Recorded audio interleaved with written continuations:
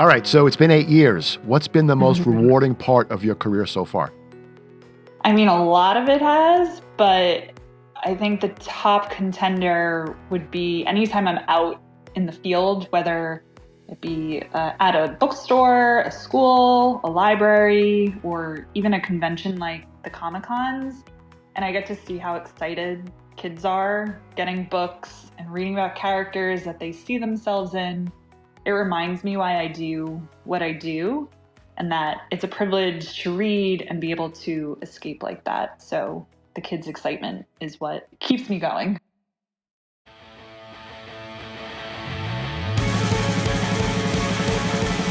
got all things situated. The mathematics were calculated. I feel wasted and I feel jaded. The process here is so complicated. 2 steps forward. I'm Tony Volpicello. This is the Career Jigsaw, and we are kicking off a brand new season. Welcome all. So glad you could join us. Let me start with a quick commercial for Season 2. First and foremost, we will continue to strive to give you great advice. Advice will always be at our core, but we will put a spin on it this season.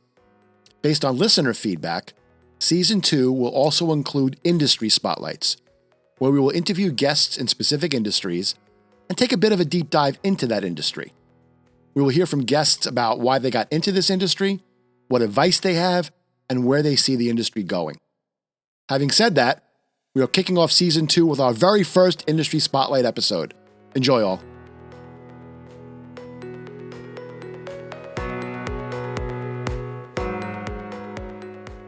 Today's Industry Spotlight is on the publishing field. Our guest today is Jenna, and we're not using last names today for privacy reasons. Jenna has been in this field for a number of years, and we're happy to be able to pick her brain today. Jenna, welcome, and tell our listeners a little bit more about you. Thanks, Tony, for having me. I'm really excited to be here. So, I was an English major and a communications minor at Adelphi University in the honors program.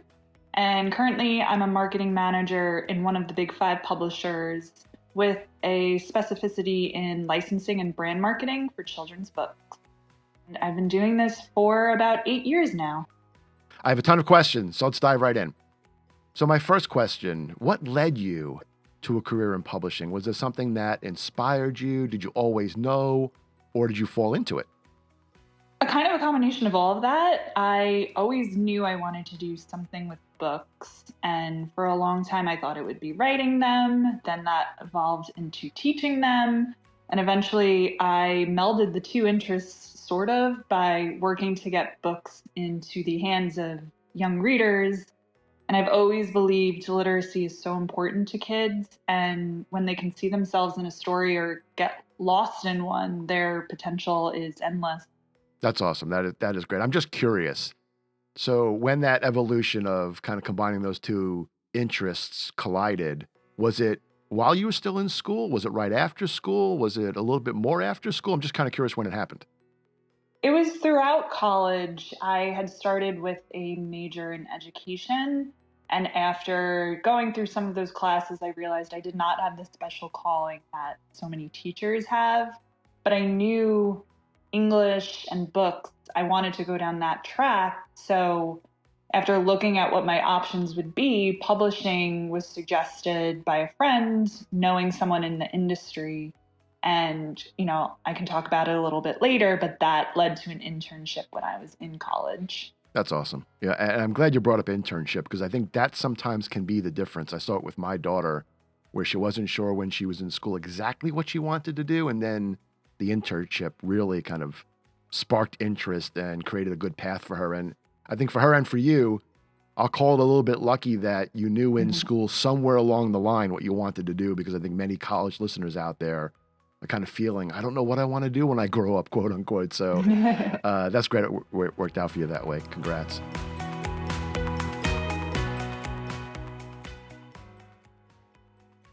Were there any pivotal moments or decisions in your career that got you to where you are today?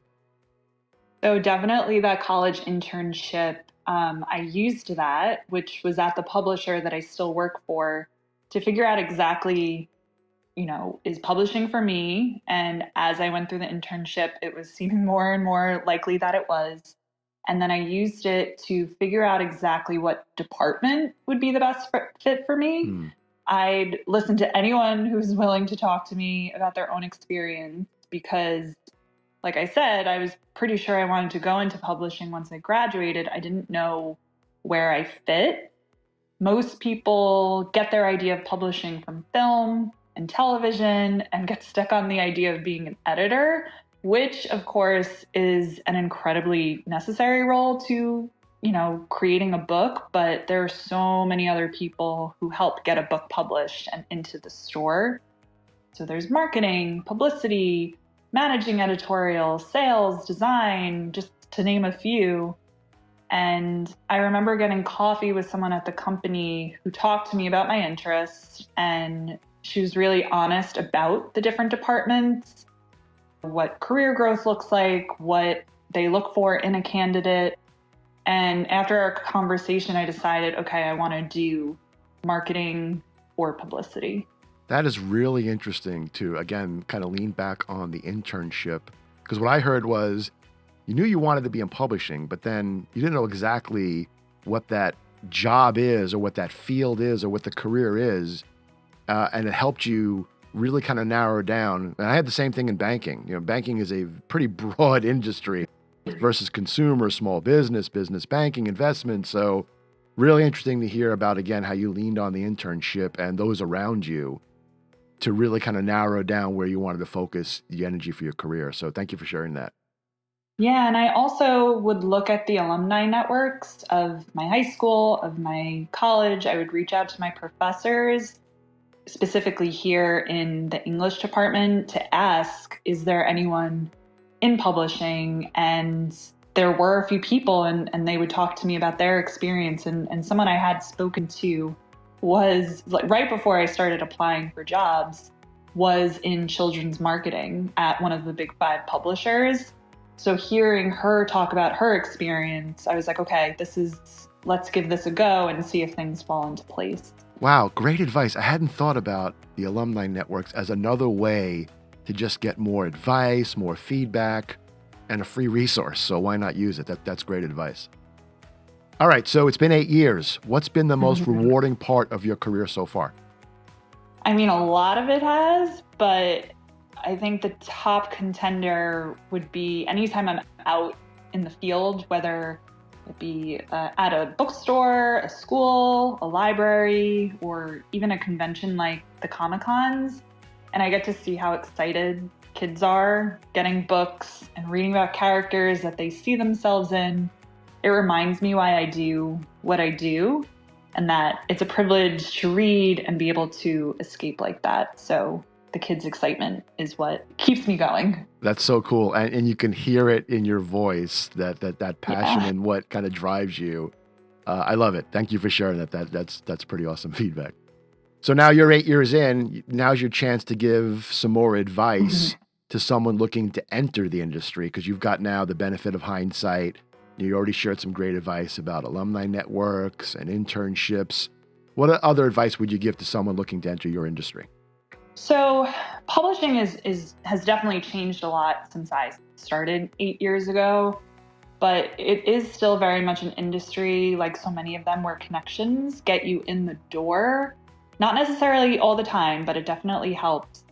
But it's really your talent that needs to speak for itself. So like I said before, reach out to people who may be in the industry. Like I said, if you're in school, ask your professors about previous students that are in the industry you're looking into. Do some research on LinkedIn and reach out to the recruiters at the publishers you're interested in. Just ask those questions. I've had a number of people recently, and I imagine this is recent college grads who are now starting to look for jobs this fall, who are just cold calling, reaching out to me on LinkedIn and asking, can I poke your brain to hear how you got to where you are? This is something I'm potentially interested in, but I have all these questions. Yeah, I'm glad you brought up LinkedIn, because it can be an overutilized resource.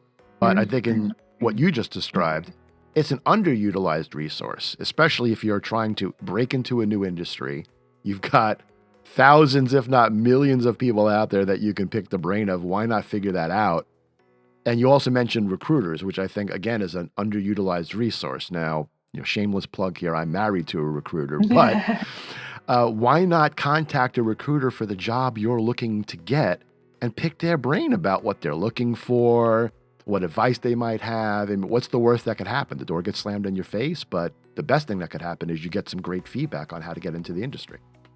Yeah, and even in open positions that have been on my team, it's very much a candidate needs to be a right fit. So they may have all the right requirements, but it could be a personality thing, an experience thing. But oftentimes I have, as the hiring manager, given feedback to the recruiters saying, this was a great candidate. They're just not the right fit for this team, but please keep them in mind for X, Y, and Z roles at the company. So keep those relationships with recruiters, whether it's applying at a certain company or reaching out to them on LinkedIn.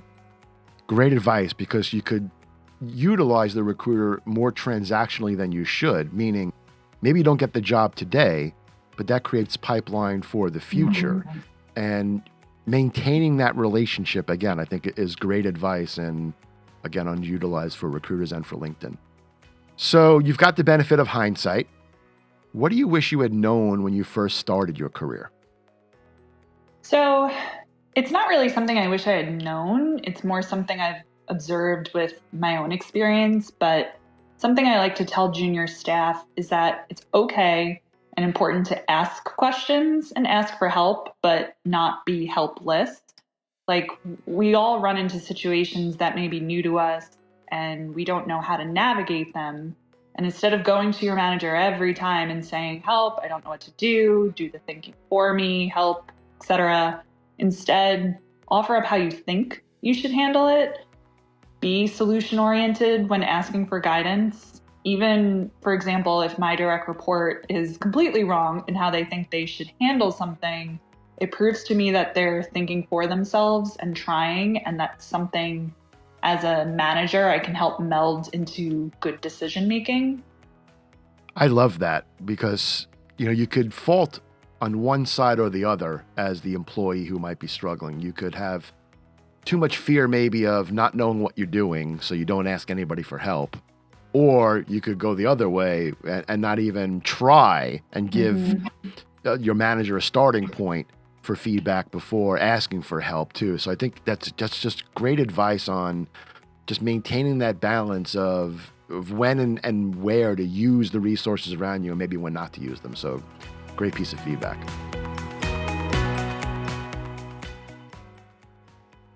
So let's talk a little bit more about publishing.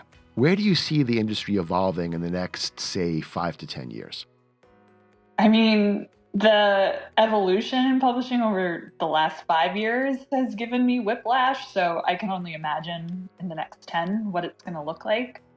So when lockdowns began with COVID in early 2020, we had to completely rethink how we market books. So much of what we did in children's publishing was old school. So think physical displays in stores, printed advertisements, a lot of in-person events to get authors around kids and their parents. And none of that was happening at the time, obviously.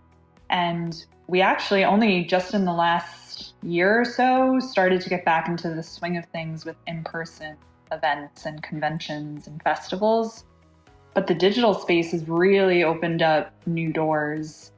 Social advertising, influencers, book talk, driving New York Times lists with titles that, published years ago.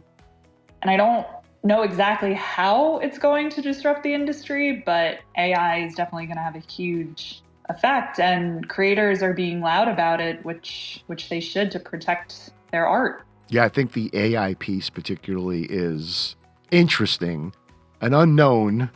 And yes, in your industry, you mentioned that protect piece, and I think that's at least one of the big fears out there, is when does things start to become not as creative and plagiarized and need to be protected. So I think the next 5 or 10 years definitely will be very interesting.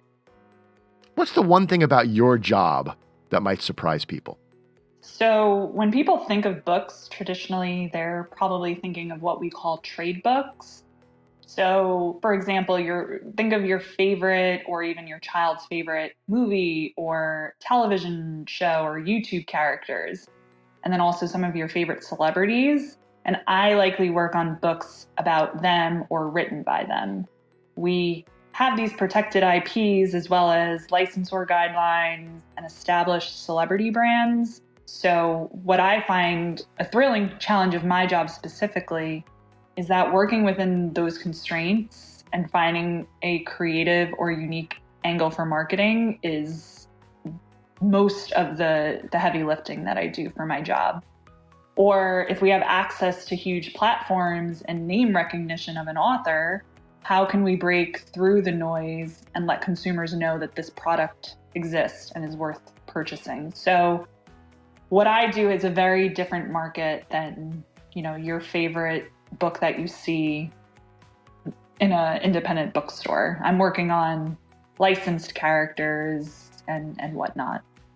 Yeah, that is interesting and very different to your point than how others might think about books and how they're promoted and angles that you use. So yeah, that's really cool. Very interesting. Which when I was going into publishing, I didn't think this is anything that I would do.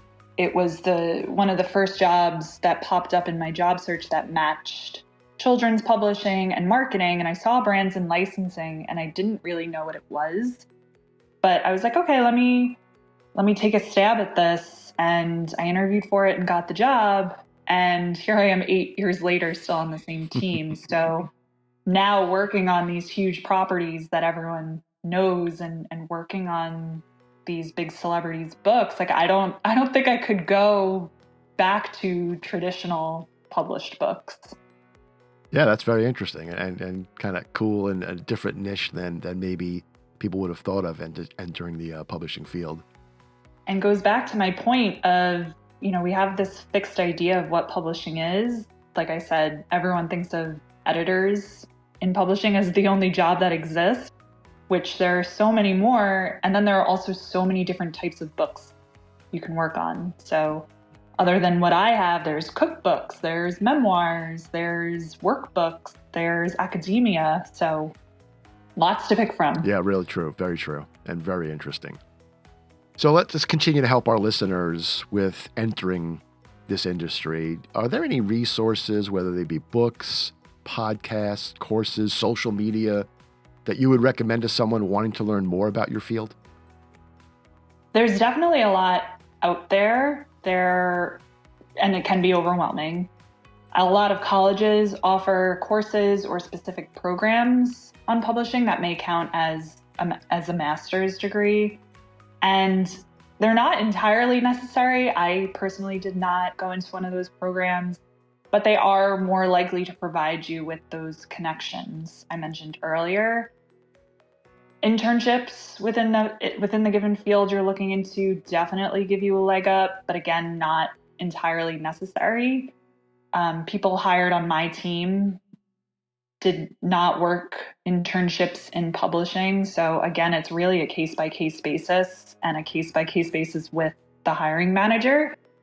What I find more important is understanding what's trending in the industry. What books are currently on the New York Times bestseller list? What books are popping on Book Talk and the rest of social media? What are the big titles coming out in a given year for the publishing industry as a whole or at a specific company you're looking at? That I personally think gives you an edge and something to talk about in your interviews. I love the edge piece because that's exactly where my mind was going as you were talking about what you would recommend. I was thinking about what would give someone an edge on the resume, and you mentioned the internships, which I think is, you're right, maybe not required, but certainly if you've got some hands-on experience, it's a great edge. And then you just mentioned what you would do in the interview. And I think that's exactly what I was hoping for in your answer to that question. So thank you for sharing that. Yeah, we've also had a number of people who worked in libraries and worked in bookstores as a summer job or as a high school job where that is 100% giving you a look at what the industry trends are because you're on the ground. Exactly. That's real world experience, and you should have that insight if you're on the ground experiencing it every day. All right, Jenna. So this was my first industry spotlight on publishing. I absolutely loved having you. I think your insight in all the questions I fired your way was tremendous. Any final thoughts for our listeners? I am very grateful. Thank you for having me. And I hope I shed some light on a sort of elusive industry if you're not a part of it. Well, thank you. I loved having you on and allowing us a chance to dive deep into publishing. Great insights. And again, thank you so much. Really appreciate your time. Of course. Thanks, Tony. Well, podcast people, that is a wrap. Thank you so much for listening in today. If you like what you heard, keep listening, follow us, etc. You know the drill.